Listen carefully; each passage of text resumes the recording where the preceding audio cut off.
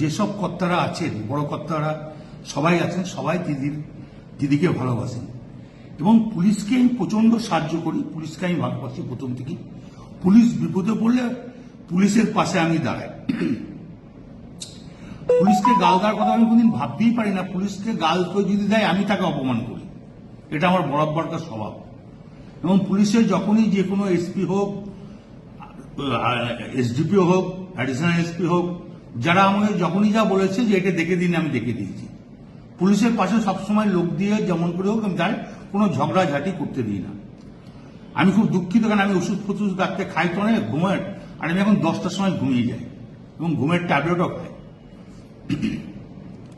সেই সময় ঘুমটা ভেঙেছে। নুরুল যে ছেলেটা আমাদের খুব হৃদয়, খুব ভালো ছেলে, ওর বাবা বলতো আমাদের দল করতো, বাবার করার পর ও দল করে, খুব নিরীহ ছেলে, ভালো ছেলে। ওকে যখনই শুনেছি মেরে পা হাত ভেঙে দিয়েছে, আমার মনটা খুব খারাপ। তা আমি আইসিকে আমিও বলেছি, চাঁদুও ফোন করে বলেছে যে আপনি তাড়াতাড়ি যান, যে অন্তত ছেলেটাকে আজ হসপিটালাইজ করুন। তো উনি আমাকে একটা অন্য ধরনের কথা বলেছে, সেটা আমি আর বলতে রাজি নই। তখন আমি নিজের রাগ সামালতে পারিনি, এটা স্বাভাবিক আমি বলেছি। এর জন্য আমি দুঃখিত, আমি ক্ষমা প্রার্থী। এটা যদি স্বাভাবিক আমার মুখ থেকে এই কথাটা বেরোনো উচিত নয়, তার জন্য আমি দুঃখিত এবং ক্ষমা প্রার্থী।